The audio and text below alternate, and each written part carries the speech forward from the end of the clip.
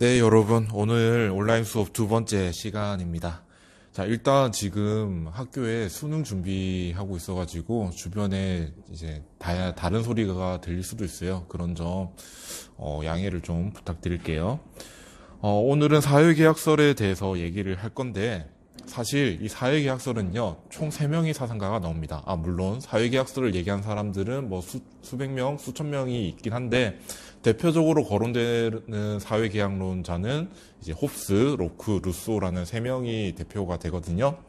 자, 그런데 각각의 사회계약론을 얘기하는 것도 사실 한 사람당 2시간, 3시간씩 얘기할 수 있는 건데, 오늘은 총 3명의 사회계약론자를 다 얘기를 해야 되기 때문에 빠지는 내용도 많고, 또 선생님이 설명을 미처 다 하지 못하고 넘어가는 경우도 있을 수가 있어요. 자, 그 점 여러분들이 좀 미리 인지하고 있으면 좋겠습니다. 자, 그러면 사회계약론이 어떤 건가? 사회계약론은 어떤 내용을 담고 있냐면요. 일단 정치, 사회 또는 시민사회라고도 하죠. 이 정치사회의 기원은 어떻게 됐는가? 어떻게 해서 정치사회가 만들어졌는가를 라는 내용을 담고 있고요. 또 우리가 주권이라고 부르는 것이 있죠. 주권, 주인된 권리를 얘기합니다. 자, 이 주권은 누가 갖는가? 자, 국가가 갖는가 아니면 시민이 갖는가? 그런 내용도 담고 있고요. 자, 국가와 정부의 역할은 무엇인가에 대한 내용도 담고 있고요. 또 국가와 정부의 정당성은 어떻게 설명할 수 있는가, 이런 내용들을 모두 담고 있는 게 사회계약론입니다. 자, 그러면 이 정도 내용을 담고 있다는 것을 여러분들이 인지를 하고 한번 들어가 보도록 합시다. 자, 홉스, 로크, 루소의 순서대로 얘기를 할 건데요. 먼저 여러분들이 기억을 해야 되는 게 자연상태라는 개념입니다. 자, 사회계약론자들은 모두 이 자연상태를 얘기를 하고 있습니다. 이게 어떤 상태냐면요, 아직 정치사회라든가 또는 국가나 정부가 존재하지 않는 상태를 얘기합니다. 그러니까 그냥 어떤 사회가 만들어지기 이전의 상태, 그냥 아주 예전에 우리가 부족 사회 이전에도 각 개인들이 혼자 살았을 수도 있고 그런 상태가 있잖아요. 그런 상태를 얘기를 합니다. 자, 물론 이 자연 상태에 대한 구체적인 모습도 많이 사상가들마다 달라요. 자, 그러면 첫 번째 사상가인 홉스에 대해서 얘기를 해보겠습니다. 자, 홉스의 사회계약론. 이 사람이 쓴 책 이름은요, 리바이어던이라는 책입니다. 자, 리바이어던. 영어식으로 말하면 이제 레비아탄이라고도 부르기도 합니다. 성경에 나오는 이제 네, 지금 학교가 이래요. 지금 어디서 찍을 수가 없어. 자, 성경에서 나오는 약간 뱀과 같기도 하고 용과 같기도 하는 해양 괴물인인데, 홉스가 생각하기에는 국가가 이런 리바이어던과 같이 굉장히 거대한 괴물과 같은 힘을 갖는다라고 생각을 해요. 자, 이 내용 같이 한번 살펴보도록 하겠습니다. 첫 번째, 자연상태. 자, 앞에서 자연상태라는 것은 국가나 정부가 만들어지기 이전의 상태라고 얘기를 했죠. 자, 근데 홉스는요, 이 자연상태가 굉장히 어수선하고 혼란스러운 상태라고 얘기를 합니다. 일단 자연상태는 이제 정치 권력이 존재하지 않아요. 자, 정치 권력이 존재하지 않기 때문에 사람들이 어떻게 살아야 된다라고 알려주는 그런 존재도 없는 거죠. 또 마찬가지로 도덕이나 규범이 존재하지 않습니다. 자, 이 내용을 이해하기 위해서는 다음과 같은 내용을 한번 이해를 해야 될 것 같아요. 자연 상태에 살고 있는 사람들을 이제 자연인이라고 부르는데, 이 자연인들이 어떤 존재냐면 자기 보존에만 관심을 갖습니다.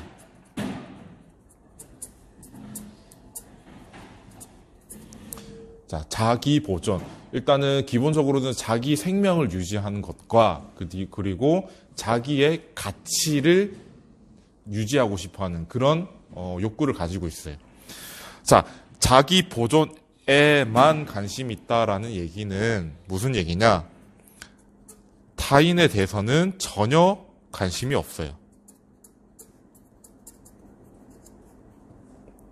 자, 두 번째. 자, 이 자연인은요, 어떤 권리를 가지고 있는데 그 권리를 자연권이라고 얘기합니다. 자, 근데 이 자연권이 굉장히 엄청난 권리예요. 어떤 권리냐면 자기 보존을 위해서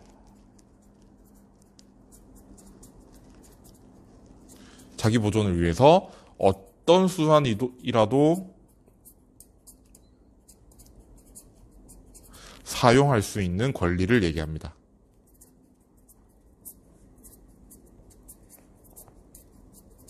즉, 자기 보존을 위해서는 못할 게 없어요. 심지어 이런 얘기도 가능해. 자기의 생명을 유지하기 위해서, 자기의 보존을 위해서 타인의 신체를 훼손하거나 살해하는 것까지 모두 허용이 가능합니다. 자, 이런 엄청난 권리를 가지고 있어요. 그리고 선생님이 타인의 신체를 훼손하거나 살해할 수도 있다고 얘기했죠.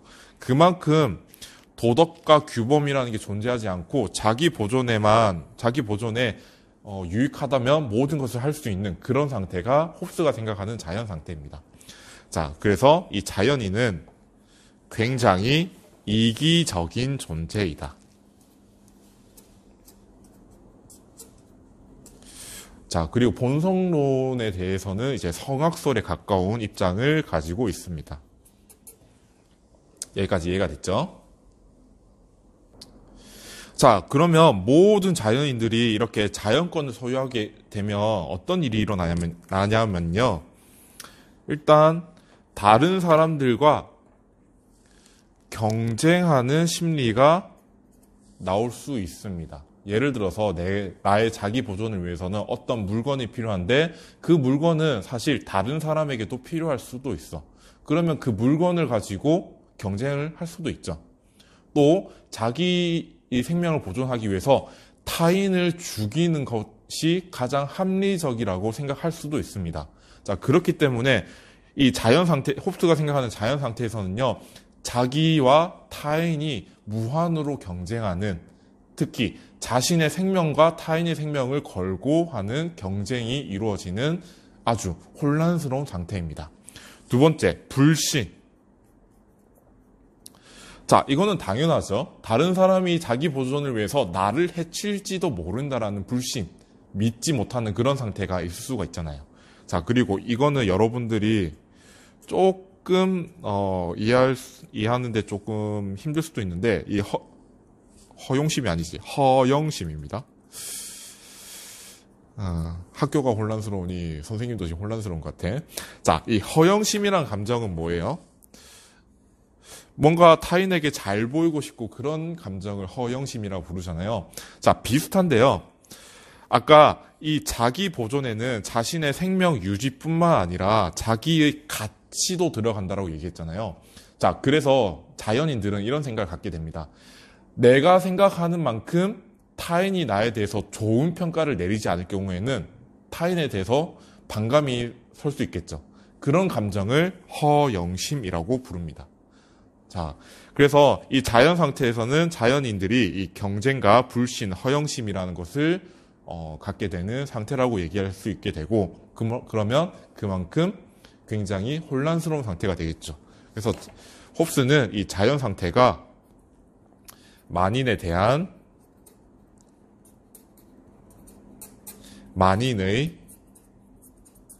투쟁 상태 또는 전쟁 상태라고 얘기합니다.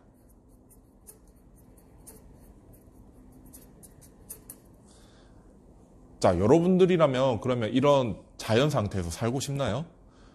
하루하루 내가 언제 죽을지도 모르고 어떻게 죽을지도 모르는 그런 걱정에 살면서 걱정에 빠지면서 살고 싶나요?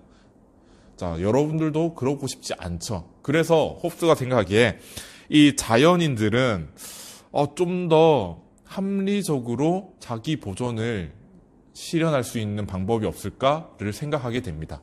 자, 그래서 생각하는 게 사회계약이라는 내용입니다. 자, 그 전에 자연법에 대해서 얘기를 할게요. 자, 홉스가 말한 만인에 대한 만인의 투쟁 상태로서 자연 상태는요, 인간이 언제 죽을지 모르는 두려움에 휩싸이면서 살아가는 그런 상태입니다. 자, 그래서 인간이 가지고 있는 이성은, 자, 자기 보존을 확실하게 또 효과적으로 달성하기 위한 평화 조약을 인식하게 됩니다.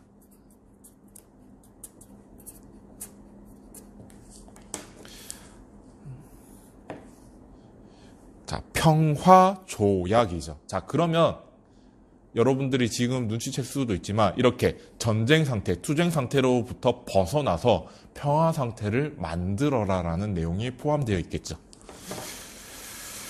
자, 그래서 자연법의 여러 가지 조항들이 있는데요. 자, 리바이어던이라는 책 안에는 뭐 28개까지 본 것 같은데 선생님은 여러분들이 기억해야 될 거는 총 3가지 정도인 것 같아요. 첫 번째. 자, 제1 자연법. 이것은 평화를 추구하라라는 조약입니다.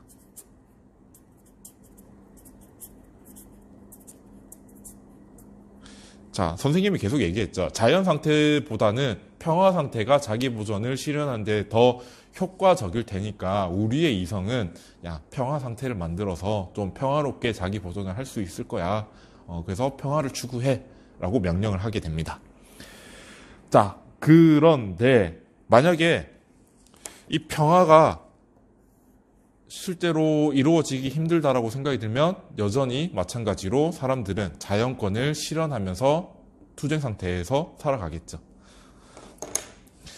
두 번째, 제2 자연법. 자, 저는 이 내용이 제일 중요한 것 같아.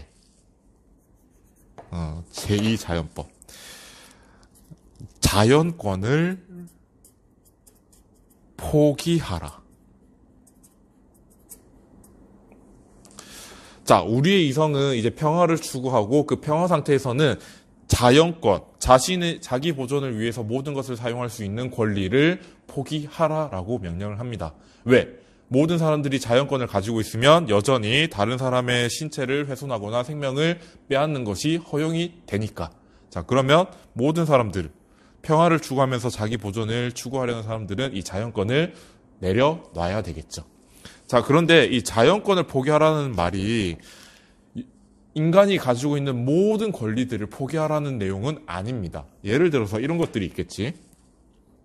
자, 내가 다른 사람으로부터 폭력을 당했어. 그러면 그 폭력에 저항할 권리는 포기할 수 있을까? 안 되겠죠. 왜? 그 권리를 포기하는 순간 나는 자기 보존을 실현할 수 없게 될 테니까. 또 만약에 내가 되게 불합리하게 또는 무단으로 감금 어딘가에 gat히게 됐어. 자, 갇히게 되는 것에 대해서 저항할 권리도 포기할 수 있을까요? 당연히 안 되겠죠. 왜? 여러분들의 의지와 반대되게 감금이 되면 여러분들의 자기 보존이 실현되지 않을 거기 때문에. 자, 그래서 자기 보존을 위해 필요한 일부 권리는 포기해서는 안 됩니다.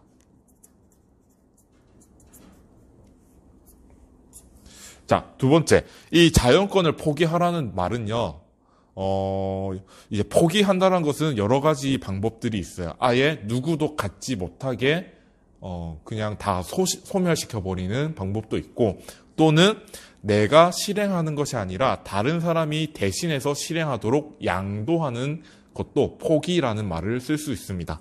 자, 그런데 홉스가 생각하는 이 자연권의 포기는 타인에게 또는 어떤 모두가 동의하는 집합체에게 양도하는 방식을 선택을 합니다. 자, 그리고 나 혼자만 자연권을 포기하면 될까요? 자, 다른 사람들은 다 자연권을 포기하지 않고 가지고 있는데 나 혼자만 자연권을 포기하면 될까? 안 되지. 왜? 나 혼자만 자연권을 포기하면 자기 보존을 위해서 모든 것을 사용할 수 있는 수단이 없어지는데 다른 사람들은 여전히 가지고 있기 때문에 내 생명을 해칠 수도 있어. 자, 그래서 타인이 포기하는 한에서 또 그만큼 포기하는 그만큼만 포기해야 된다라고 얘기를 하고 있습니다. 자, 세 번째 자연법을 보도록 할게요. 자, 이 세 번째 자연법이 이제 사회계약이랑 연관이 되는 말입니다. 다사다난하네요, 오늘. 자, 계약을 준수하라.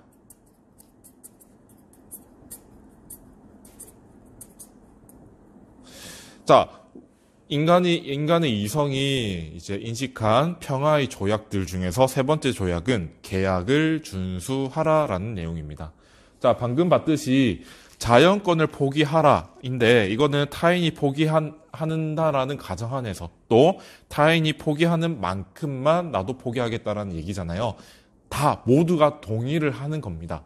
자, 그래서 모두가 자연권을 포기한다라는 계약을 맺자. 그리고 그 계약을 맺은 이후에는 모두가 계약을 준수하자라고 명령하는 것이 제3의 자연법입니다. 자, 이것과 관련된 내용은 이렇게 사회계약 이렇게 얘기를 하면 이것이 같이 얘기가 될 것 같아요. 자, 아까 선생님이 인간들은 모두 이기적인 존재라고 했죠. 자, 그래서 이기적인 존재이기 때문에 사실 이 계약을 준수한다라고 100% 보장할 수 없습니다.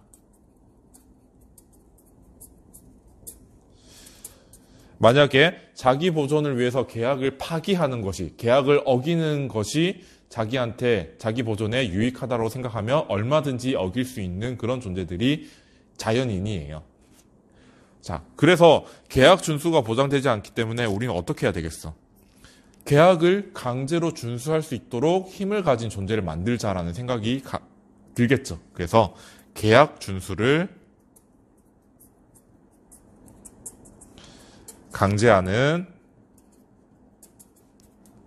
존재가 필요하고, 그래서 우리가 국가라는 것을 만들자.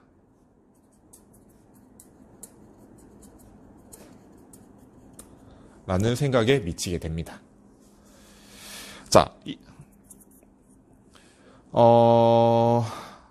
이 국가는 어떤 식으로 이루어지냐면요. 아까 제2자연법이 자연권을 포기하라 였잖아요. 자, 그래서 모든 사람들이 자연권을 포기하자라고 동의하게 됩니다. 그리고 아까 선생님 또 얘기했듯이 포기한다라는 방식에는 여러 가지 방식이 있는데 양도하는 방식을 선택을 한다라고 얘기했죠. 자, 그래서 자연권을 어떤 개인이나 집합체에 전면 양도합니다. 자, 그리고 이 전면 양도라는 게 가장 이제 비교가 되는 게 뭐냐면 전부 양도랑 비교가 좀 많이 되거든요. 자, 이것도 한 번씩 이제 오답지로 많이 나와요.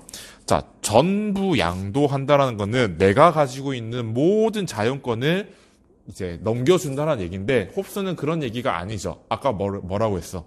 자기 보존의 필수적인 권리들은 양도할 수 없다라고 얘기했잖아요. 자, 그래서 그렇기 때문에 전부 양도라는 개념은 아닙니다. 자, 그래서 전면 양도라는 표현을 쓰는데 이 전면 양도가 뭐냐면 내가 양도하는 권리에 대해서는 네가 어떻게 쓰든지 나는 참여하지 않겠다. 관여하지 않겠다. 그냥 네가 내가 너한테 권리를 양도할 테니까 내가 하는 것만큼 네가 알아서 써. 나는 터치 안 할게. 이런 내용입니다. 전면 양도는. 자, 그래서 이렇게 자연권을 어떤 개인이나 집합체에 전면 양도하자고 이제 서로가 계약을 맺게 되고 이 양도받은 개인이나 집합체를 국가라고 부르게 됩니다. 이제 라틴어로는 라틴어인가? 아무튼 키위타스라고 불러요. 라틴어 맞는 것 같아요. 키위타스. 자, 우리는 그냥 국가라고, 여러분들은 그냥 국가라고만 알고 있으면 돼요. 야, 이거 키위타스라고 불러라고 하지 않아요. 자, 그래서 세 번째. 자, 우리가 국가를 만들고 그 국가의 자연권을 양도하자고 한 계약의 당사자들, 자연인들이 있죠.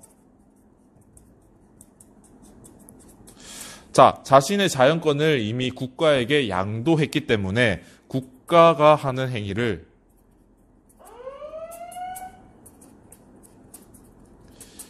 자신이 직접 한 행위라고 인식하게 됩니다. 자신의 행위로 받아들인다.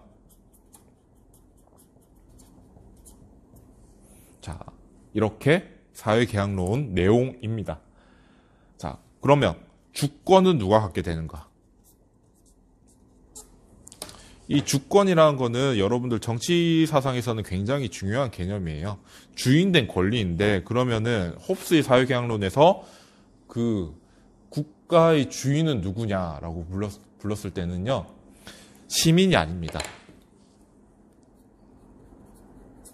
시민이 아니라 그 계약 당사자들이 자연권을 양도받은 국가 그 자체가 주권을 가지고 있습니다. 자, 그래서 만약에 1인이 그 양도받은 자연권을 행사하게 되면 군주정이 되겠죠. 그 군주정을 이제 주권자라고 부르게 되는 거고요.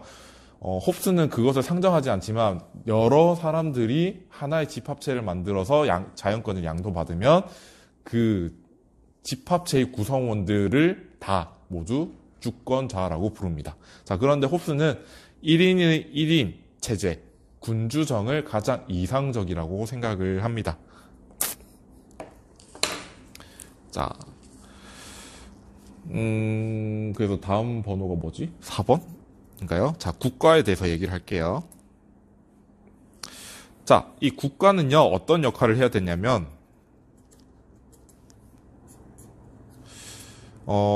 국민들, 또는 시민이라고 부르기는 좀 어려울 것 같고, 이 국민들의 자기 보존.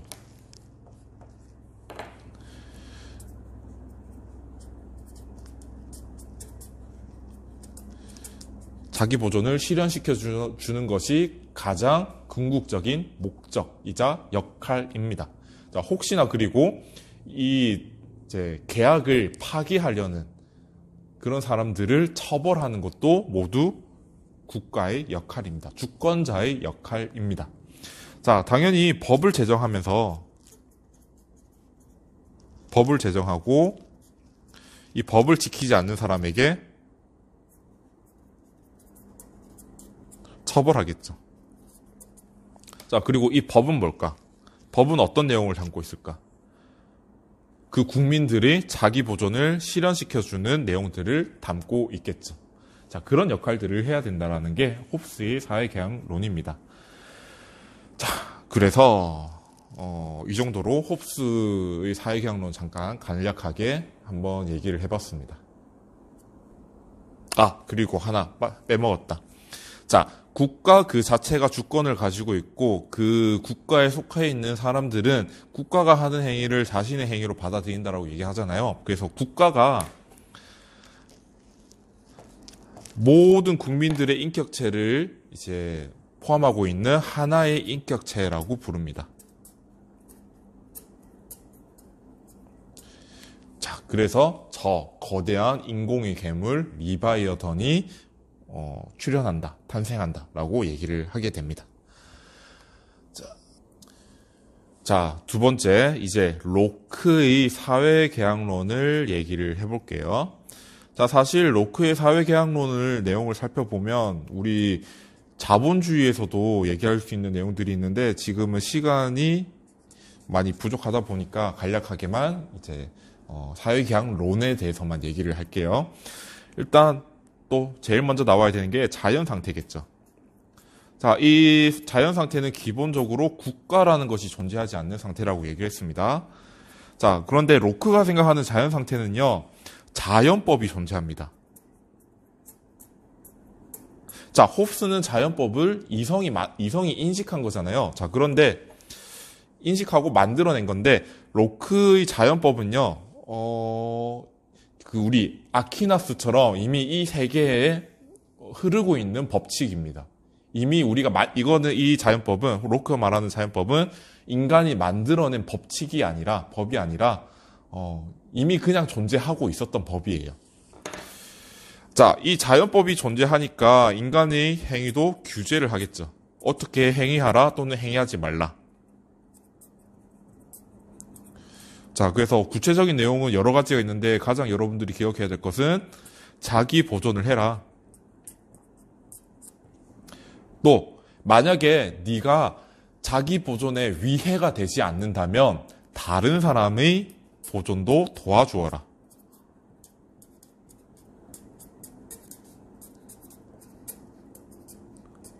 자, 이런 내용들을 지켜야 합니다. 자, 지켜야 한다라는 것은 지키지 않았을 때는 나쁘다라는 얘기죠. 즉, 홉스와는 다르게 로크의 자연 상태에서는 도덕관념이 존재합니다. 자, 두 번째, 당연히 자연법을 어기면 나쁜 거고 자연법을 지키는 것, 준수하는 것이 좋은 거겠죠. 자, 두 번째, 인간은요, 자연권을 지니고 있습니다. 자, 홉스도 자연권을 지니고 있다라고 얘기하고 로크도 자연권을 지니고 있다라고 얘기하는데 홉스와 로크의 자연권의 내용은 완전히까지는 아니고 좀 다릅니다.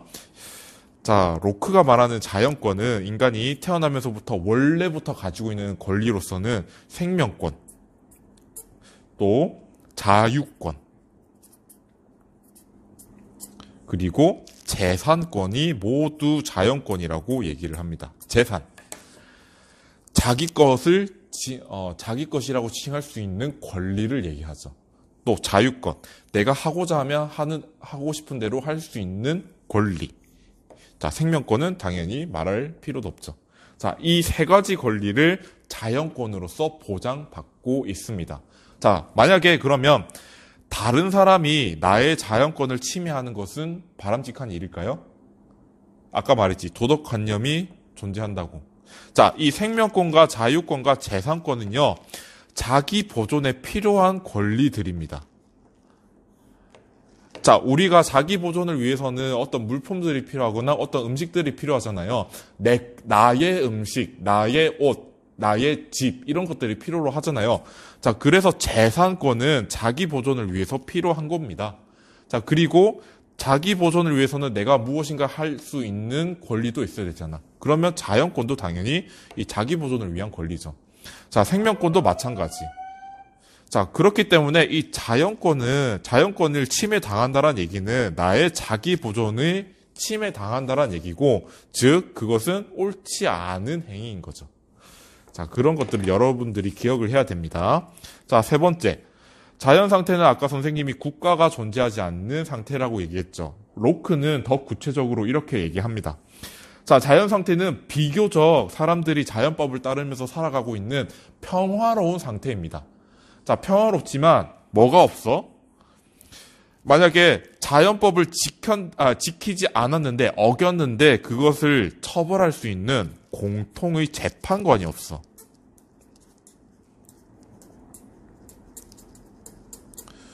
또 그 자연법을 어긴 사람을 어떻게 처벌할 것인지에 대한 공통의 법률도 없어. 또 그 어긴 사람에 대해서 처벌할 수 있는 권리 또는 권한을 가진 사람, 권력, 그런 힘도 없어. 이 공통관이 뭐야? 공통의 재판관도 없고 공통의 권력도 없어. 저거 좀 안 올렸으면 좋겠어. 자, 이 공통의 재판관도 없고 공통의 법률도 없고 공통의 권력도 없어. 자, 그러면은 자연법을 어긴 사람은 우리는 어떻게 처벌할까? 당연히 내 마음대로 처벌하겠죠.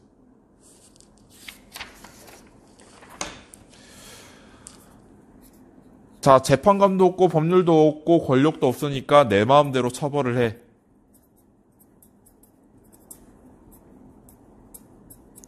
자, 이것을 로크는 이렇게 표현을 합니다. 자연법의 집행권이라고 부릅니다. 자연법을 지키지 않았을 때 그 사람을 처벌할 수 있는 권리. 자, 이 자연법의 집행권은 모든 사람이 지니게 됩니다. 자, 여러분, 모든 사람들이 이 자연법의 집행권을 가지고 내 마음대로 처벌을 해.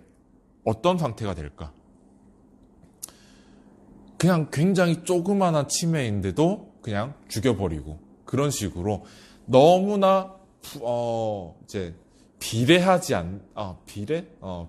않는 만큼 부당한 처벌도 발생할 수도 있잖아요.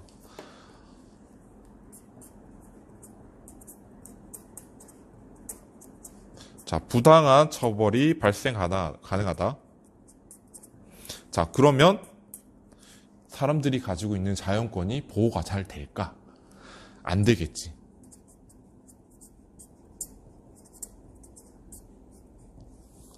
자, 공통의 재판관과 공통의 권력과 공통의 법률이 없기 때문에 오히려 자연권이 보호가 되지 않습니다. 그러면 우리는 어떻게 해야 될까? 그러면 공통의 재판관과 공통의 법률과 공통의 권력을 만들면 되겠구나라는 것을 생각하게 되는 거죠.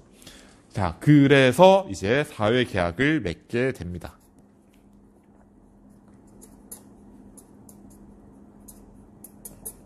사회계약. 자, 사회계약을 맺는 이유는 이제 명백하죠. 자연권을 안정적으로 보장받고 보호받고 실현하기 위해서.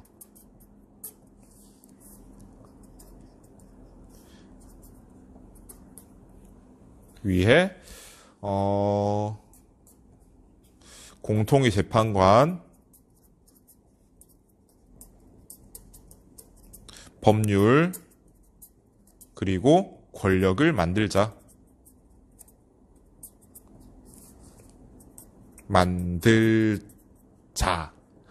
라고 생각하는 모든 사람들이 뜻을 함께하는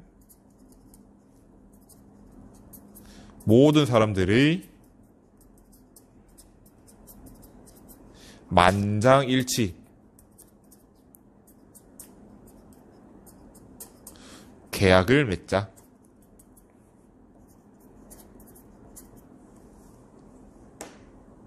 자, 만장일치, 한 명도 빠짐없이 동의한다는 거죠. 동의하지 않으면 당연히 계약에서 빠지게 되는 거지.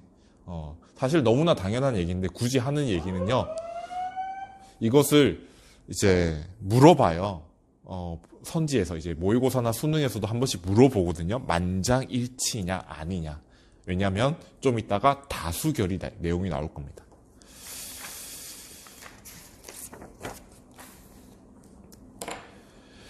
자, 시민들 이제 사회계약을 맺고자 하는 사람들은요, 총 3가지의 동의를 하게 됩니다. 자, 첫 번째. 자연법이 허용하는 범위 내에서.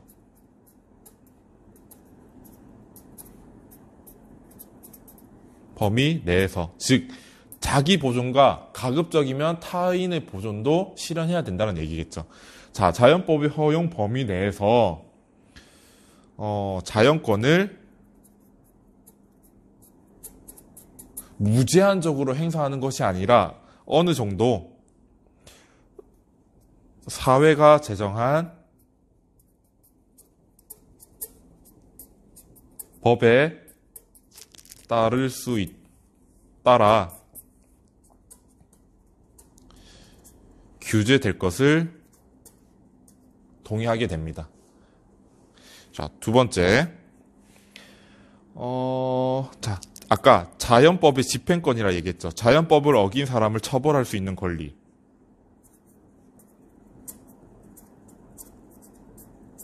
이것은 각 개인이 가지고 있는 것이 아니라 사회에 맡기자. 사회에 양도 넘겨주자. 자, 세 번째. 자, 국가를 운영할 건데, 국가 또는 정부를 운영할 건데,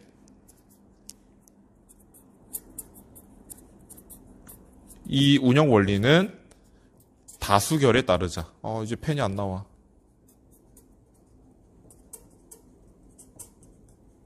자, 여기서는 왜 만장일치가 아니라 다수결일까요? 자, 여러분. 사람이 굉장히 많은, 이제 한 국가에 내에서는 사람이 굉장히 많죠. 그러면 모든 사람들이 동의하는 대로 정책이 만들어질 수 있을까? 조금씩이라도 의견이 다를 수밖에 없죠. 자, 그런데 국가는 필연적으로 어떤 하나의 방향으로 가긴 가야 됩니다.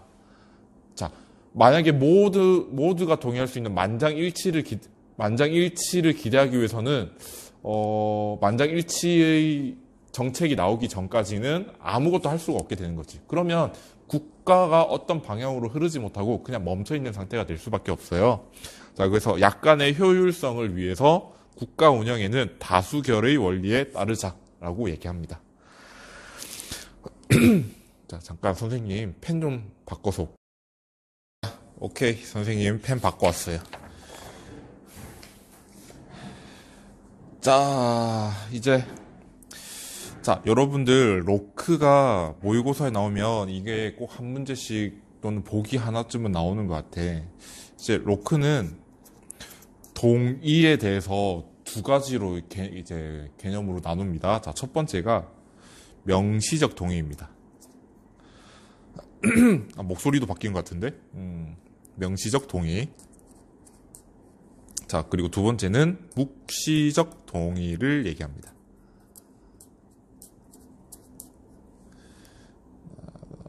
첫 번째, 두 번째. 자, 이 명시적 동의는요, 한 개인을 특정 정치 사회의 시민으로 만들어주는 동의입니다.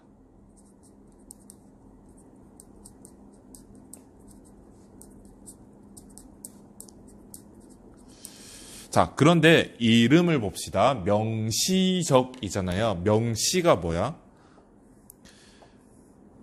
일단 딱 드러나도록 본인이 스스로 표현하는 것을 명시라고 얘기합니다. 명확하게 표현되어 있다. 자, 그래서 사회계약론을 통해서 어떤 특정 정치사회를 만들겠다 또는 특정 정치사회에 들어가겠다라고 스스로가 밝힌 동의를 명시적 동의라고 얘기합니다. 자, 그래서 특정 정치사회 시민으로 만들어주면 어떻게 돼? 그 사회에서 이제 주는 의무도 당연히 갖게 되고 책무도 갖게 되겠죠. 그리고 당연히 이 스스로 동의하고 그 정치사회에 들어갔으니까 이것을 반드시 실천을 해야 되겠죠. 자, 이 묵시적 동의 이름을 한번 봅시다. 묵시. 내가 딱 드러나게 동의한 것은 아니지만 그냥 동의한 것으로 간주할 수 있는 것을 묵시적 동의라고 합니다. 자, 여러분들 얘기하면 안 될 것 같아요. 그냥 가만히 있어도 동의가 되는 그런 것들을 얘기하는 거라고 생각하면 될 것 같아요. 자, 이 묵시적 동의는 로크는 이렇게 표현을 해요. 한 개인이 특정 국가의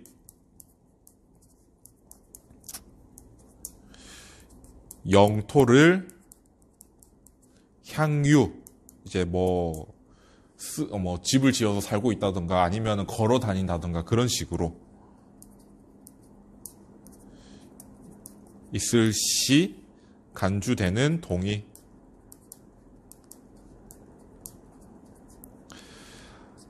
자, 이거는 이 묵시적 동의는요, 한 개인을 그 국가의 구성원으로 만들어주지는 않아요. 자, 그렇지만 그 국가, 그 정치사회가 가지고 있는 법률을 지켜야 할 의무를 부과합니다. 자, 예를 들어서 우리가 미국에 갔어요. 미국에 가서 여행을 갔는데, 그러면 우리는 대한민국 사람이기 때문에 미국의 법률을 안 지켜도 될까? 지켜야 되죠. 왜? 우리는 지금 미국 땅 위에서 미국의 땅을 향유하고 있잖아요.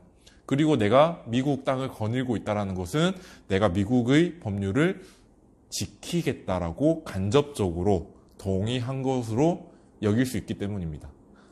자, 그래서 법률을 지킬 의무를 부과하는 동의가 되겠습니다. 자, 여러분들이 기억해야 될 것은 묵시적 동의가 한 특정 사회의 시민으로 만들어주는 것은 아니다. 우리가 미국의 땅에 여행을 갔다고 해서 미국의 시민이 되는 건 아니잖아요. 그런 걸로 여러분들 생각을 하세요. 자, 그러면 방금 얘기했던 거. 이 세 가지에 동의한다 해서 이 동의는 이 두 가지, 명시적 동의와 묵시적 동의 중에서 어떤 걸까? 당연히 명시적 동의가 되겠죠.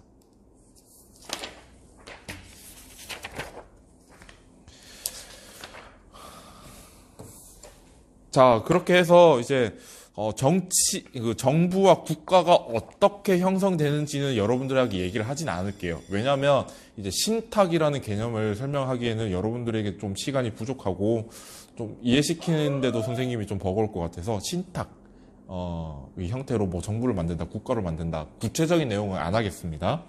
자, 아무튼 국가 또는 정부가 만들어졌어. 자, 만들어졌는데 로크가 생각하기에 그 국가가 한 군데에서 권력을 너무 많이 가지고 있으면 오히려 타락할 가능성이 있다라고 생각을 합니다. 자, 그래서 권력을 분립시켜야 한다 라고 얘기를 합니다. 자, 우리나라에서도 입법부, 행정부, 사법부 이렇게 권력이 분산되어 있죠. 그런 것처럼 권력은 분산되어 있는 것이 좋다라고 얘기를 하고 있습니다. 자, 학습지에는 선생님이 다수의 동의를 얻은 대표가 정치 권력을 신탁받아 정부를 형성한다라고 적어놨고, 그냥, 자, 정부는 신탁받은 목적을 실현할 의무만 진다.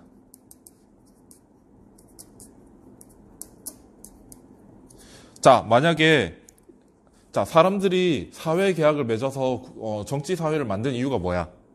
자연권을 더 잘 보장받기 위해서잖아요. 자, 정부가 시민들의 자연권을 잘 보장해주지 못하고 오히려 시민들의 자연권을 침해하게 된다면 당연히 올바르지 않은 정부가 되겠죠. 자, 두 번째. 정부는 사실 같은 말입니다. 정부는 시민에게 어떤 권리 주장도 할 수 없다.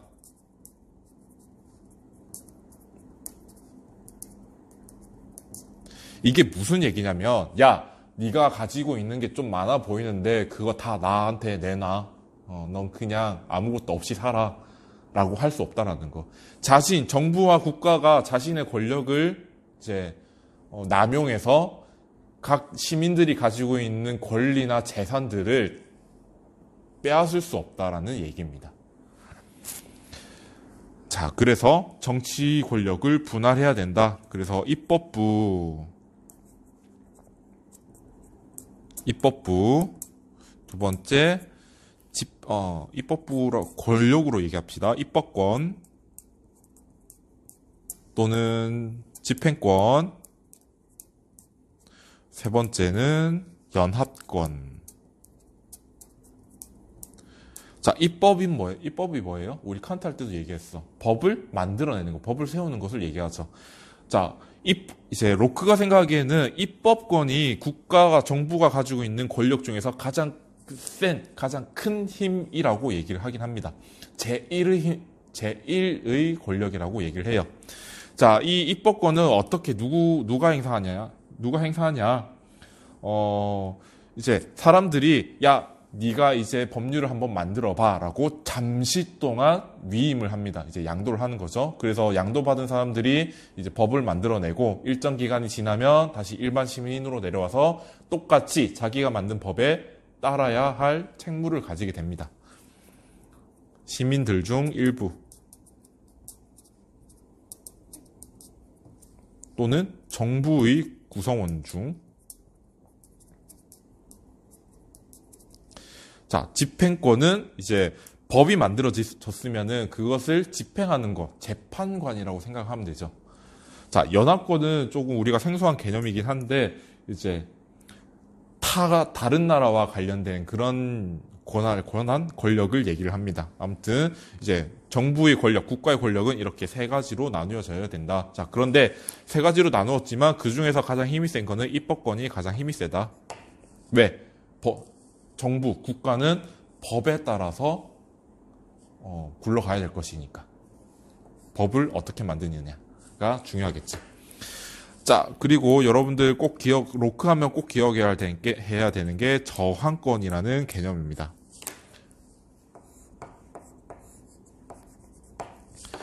자, 정부가 이렇게 신탁받은 목적을 실현해야 되는데 실현하지 못하고 오히려 시민의 자연권을 침해하게 될 경우에는 올바르지 않은 정부죠. 자, 그래서 시민들은 올바르지 않은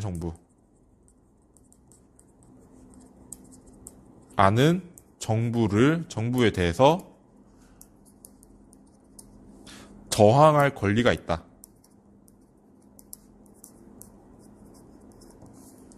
자, 근데 이 저항할 권리는요, 폭력적인 행위도 포함이 되고요, 올바르지 않은 정부가 드러날 것을 예방하는 것까지 다 포함이 됩니다.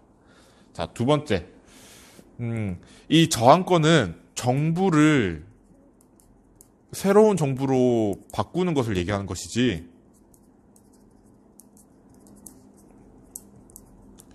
시민사회, 정치사회 자체를 없애버리는 그런 권리는 아니라고 여러분들이 기억을 해야 됩니다. 자, 이렇게 해서 로크의 사회개혁론도 끝이 났습니다. 자, 여러분, 미리 양해의 말을, 사과를 올려야 될 것 같아요. 지금 홉스 로크까지만 했는데도 47분 정도가 나오는 것 같아요. 근데 루소를 안 할 수가 없어. 그렇다고 다음 시간으로 넘기기에는 시수가 좀 많이 부족할 것 같고, 그래서 좀 넘는 거에 대해서는 여러분들 좀 양해를 구할게요. 간략하게만 할게. 맨날 근데 간략하게 한다고 해놓고서 간략하게 안 하지. 자, 루소라는 사람에 대해서 얘기를 할 건데, 이 사람은요, 이 사람의 사회개혁론을 얘기하기 위해서는 인간불평등 기원론이라는 책과 사회개혁론이라는 책을 같이 봐야 될 것 같아요. 자, 당연히 자연 상태에 대해서 얘기를 해야 되겠지. 자, 여러분, 홉스는요, 자연 상태가 굉장히 혼란스러운 전쟁 상태이고 투쟁 상태라고 얘기했잖아요. 자, 그런데 루소는요, 이 자연 상태가 가장 이상적인 상태다.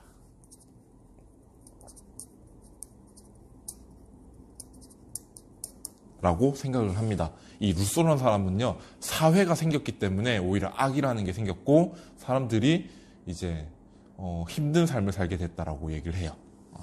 자, 자연 상태가 어떻길래 이상적인 상태인지 봅시다. 자, 일단 인간에 대해서 얘기를 하는데, 이 자연인, 자, 마찬가지로 이 자연인들은요, 자기 보존에만 관심이 있어요.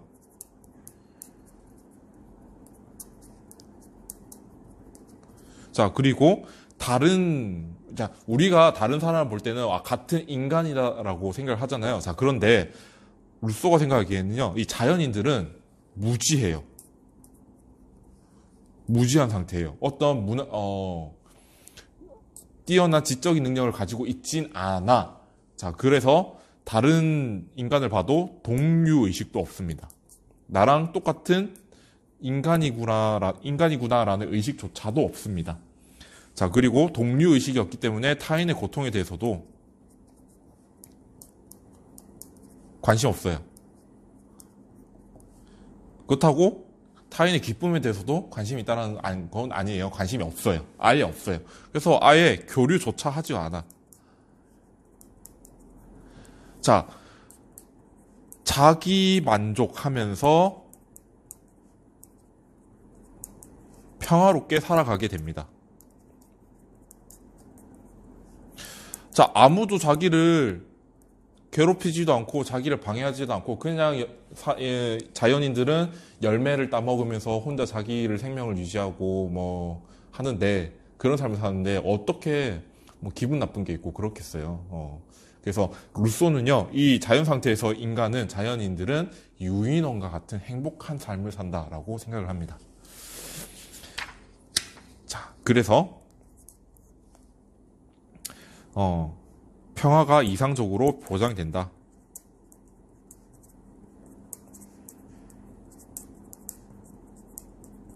자, 다른 존재들과 교류하지도 않으니까 도덕이라는 게 존재하지 않겠죠. 도덕관념.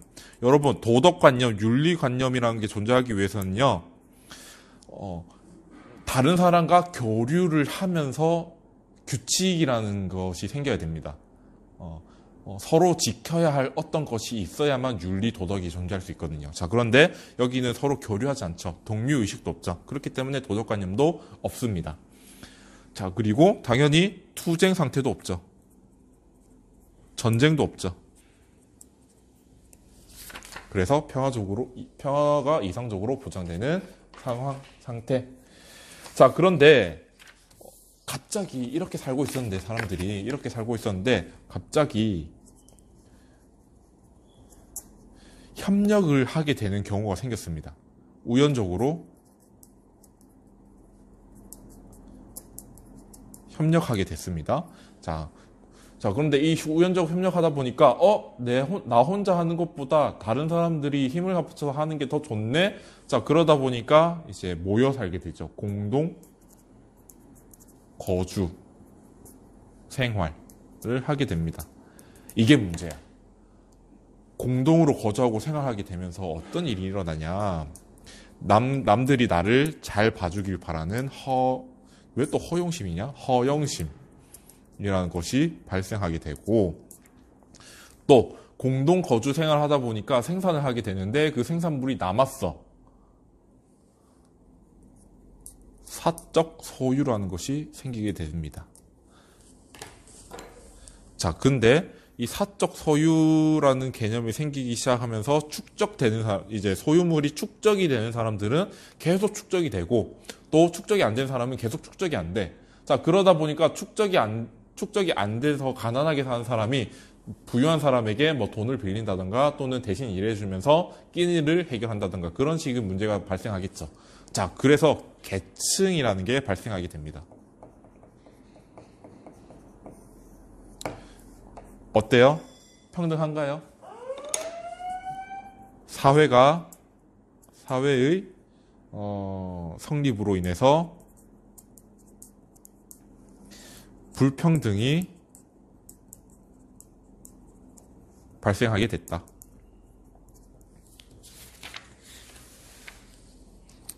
자, 그리고 그 전에 누릴 수 있었던 자연적 자유를 더 이상 누릴 수 없게 됐다. 빠르게 넘어갈게요. 자, 그래서 마찬가지로 다른 사람들과 똑같이 사회계약을 얘기합니다. 자, 그런데 루소의 사회계약론은요, 정치 사회, 시민 사회를 만드는 게 목적인 게 아니라 사회가 이미 성립이 되어 있는 상태잖아요. 지금 사회가 성립이 됐어. 자, 그런데 사회가 가지고 있는 문제점이 뭐야? 불평등이 발생했고 누구나 가지고 있던 자연적 자유를 더 이상 누릴 수 없게 됐어. 이 문제를 해결해 보기 위해서 그 사회개혁을 얘기합니다. 자, 그래서 학습지 보면 사회개혁의 목적이 있죠. 3페이지에 있어요. 자, 사회개혁의 목적. 루소의 사회개혁은 자연상태에서 벗어나기 위한 것이 아니라 자연상태에서는 지니고 있었으나 사회상태에서 잃어버리게 된 자연적 자유를 사회에서 사회적 자유로 복원, 부활시키는 것이라고 얘기를 하고 있습니다. 자, 그래서 루소 사회개혁은 내용이 너무 많은데 자, 루소의 사회개혁은요, 자, 주권을 어떤 한 개인이나 집합체에 양도하는 것이 아니라 공동체 자체에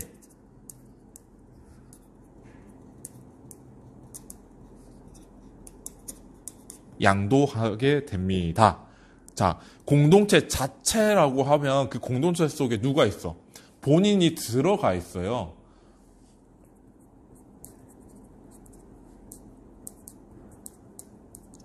자, 그렇다는 것은 나의 주권은 다른 사람에게 넘어가는 것이 아니라 나의 주권도 여전히 나한테 머물러 있다는 거죠. 두 번째. 자, 이 사회개혁은 국가 공동체의 시민을 만들어내는 계약이다. 시민, 공동체의 시민을 만들어낸다. 여러분, 시민은요, 정치에 참여한다는 얘기입니다.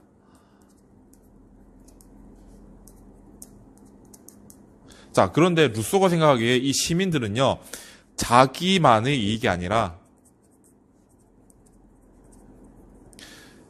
여기 공동체 선생님이 줄 거 놨죠. 공동체 자체가 바라는 공동선,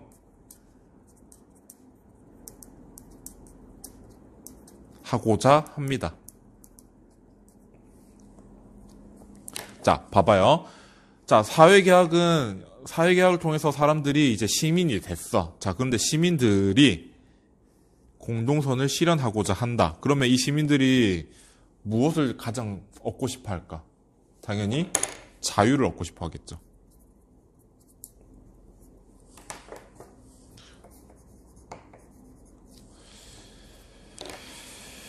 자, 그래서 제일 밑에 3페이지 제일 밑에 보면은 니은 동그라미 있죠. 시민은 자신의 자유가 오직 자유로운 공동체 안에서만 실현될 수 있다고 보고 공동체의 자유를 위해서 노력하게 된다.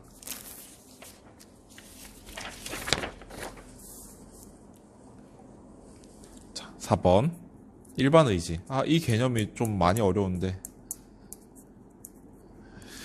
자, 일반 의지가 어떤 거냐면 이런 거예요. 자, 각 개인마다 자유의지가 있습니다. 자, 그런데 이 자유의지 안에는 공동선을 위한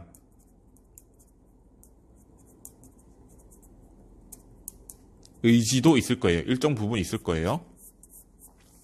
자, 그 A라는 사람이 이렇게 생겼고 B라는 사람이 이렇게 생겼다. 이만큼 있다. 자, 그리고 B라는 사람은 공동선을 향한 의지가 이 정도 있는데, 자, 여러분.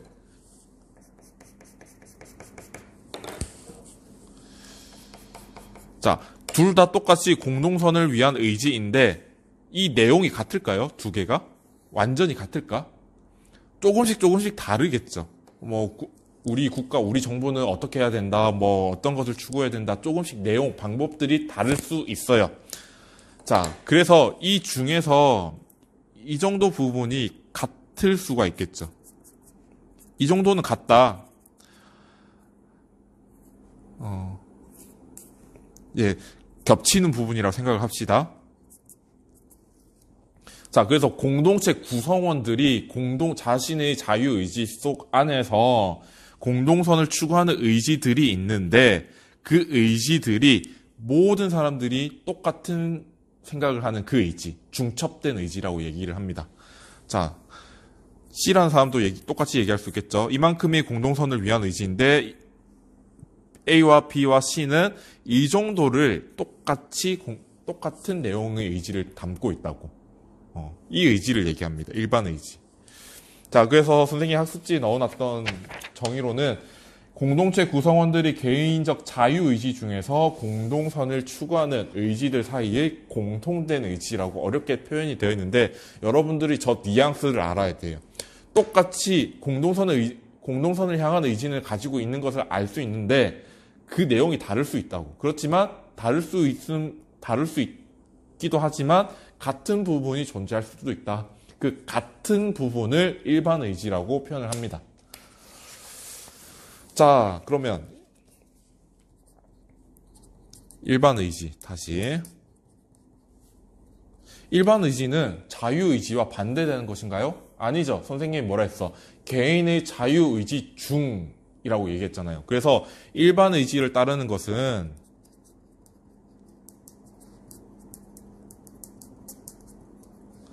자신의 의지를 따르는 것과 같습니다.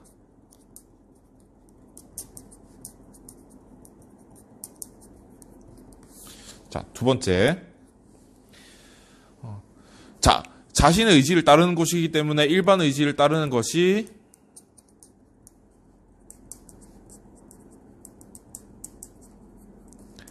예속, 노예처럼 그냥 어디인가에 잡혀있는, 얽매여있는 그런 것이 아니라 자유를 실현하는 것이죠. 스스로의 자유.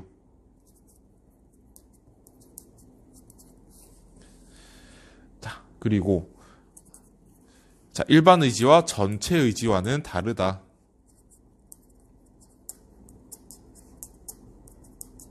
자, 전체 의지라는 거는요, 각 개인들의 의지, 자유의지를 그냥 다 한 번에 모아버린 거예요. 그게 공동선을 향한 의지일 수도 있고, 자기만의 이익을 위한 의지일 수도 있어요. 그래서 전체 의지와 일반 의지는 완전히 다른 개념이다. 자, 그리고 이 일반 의지는 법으로 표현이 됩니다. 자, 즉 우리가 법을 따른다는 것은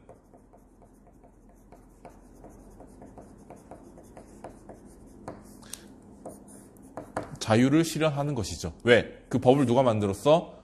내가 만들었어. 나의 자유의지로 인해서 일반 의지가 만들어졌고 일반 의지가 법으로 만들어진 거야. 그렇기 때문에 내가 법을 따르는 것은 나의 의지를 따르는 것과 같은 얘기가 되는 거죠. 그래서 루소는요, 이 정치 공동체, 정부가 법에 따라서 통치가 되어야만 개인들은, 시민들은 자유를 누릴 수 있다라고 표현을 합니다. 자, 나머지 내용은 학습지 보도록 합시다. 자,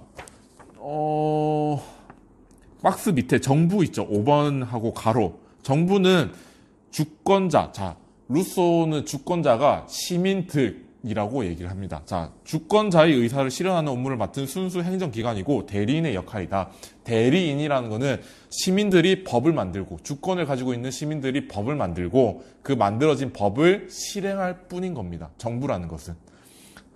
자, 그래서 정부는 법을 만들 수 있다, 없다? 없다. 법을 만드는 것은 오직 주권자인 시민들만이 가능하다. 자, 그래서 세 번째, 제일 그냥 다 띄워놓고 세 번째 봅시다. 최선의 국가는 직접 민주주의 공화국이다. 주권을 가진 시민들이 직접 정치에 참여해서 법을 만들어내고 대리인들이 법을 실행하는 공화국이라고 표현을 합니다. 자, 이렇게 해서 사실 좀 깊게 들어가면은 많은 내용들인데, 그냥 시간으로 치면은 7시간, 8시간 할애해서 설명해야 되는 내용인데, 1시간 가량 해서, 1시간 정도 할애를 해서 여러분들에게 3명의 사회경론을 설명했습니다. 좀 많은 시간이 좀 지났지만 여러분들 좀 양해를 부탁드리고, 그리고 학교에서 지금 수능 준비 때문에 많이 어수선해요. 이제 마땅히 찍을 장소가 없어서 잡음들이나 주변에 다양한 소리들이 들렸던 거 미안하게 생각하고 그것도 좀 여러분들의 너그러운 양해를 부탁드립니다. 자, 아무튼 이렇게 해서 사회경론 끝. 다음 시간에는 자유주의와 공화주의에 대해서 얘기하도록 하겠습니다. 안녕.